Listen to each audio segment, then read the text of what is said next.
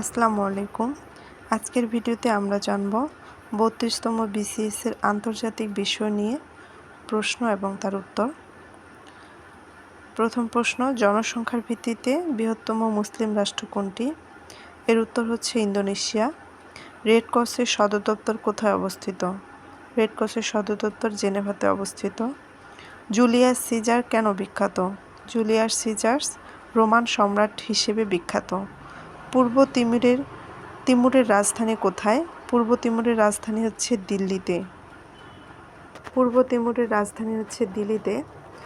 এর পরের প্রশ্ন, আটলান্টিক ও প্রশান্ত মহাসাগরকে যুক্ত করেছে কোনটি?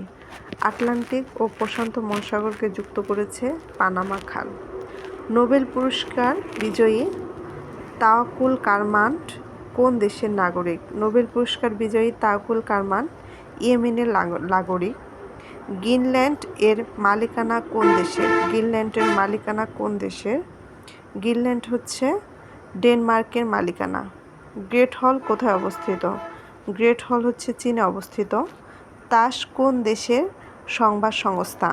তাস হচ্ছে রাশিয়ার সংবাদ সংস্থা।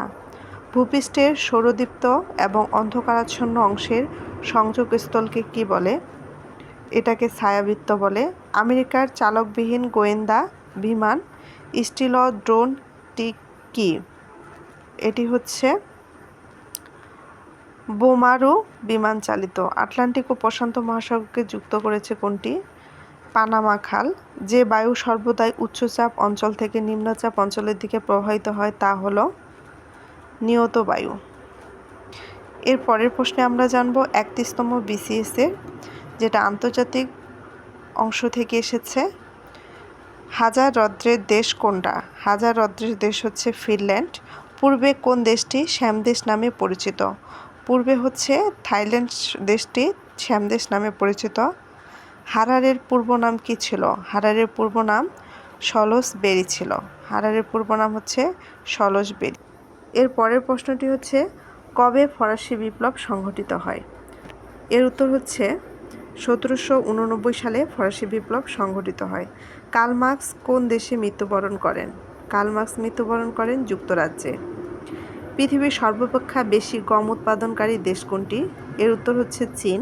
আফগানিস্তানের শেষ বাদশাহ কে ছিলেন? আফগানিস্তানের শেষ বাদশাহ ছিলেন জহির শাহ। স্বাধীন ফিলিস্তিন রাষ্ট্রকে সর্বপ্রথম কোন দেশ স্বীকৃতি দান করে? স্বাধীন ফিলিস্তিন রাষ্ট্রকে সর্বপ্রথম স্বীকৃতি দান করে আলজেরিয়া। লাইন অফ কন্ট্রোল কোন দুটি রাষ্ট্রের সীমান্তবর্তী রেখা? এটি হচ্ছে উত্তর কোরিয়া ও দক্ষিণ কোরিয়া।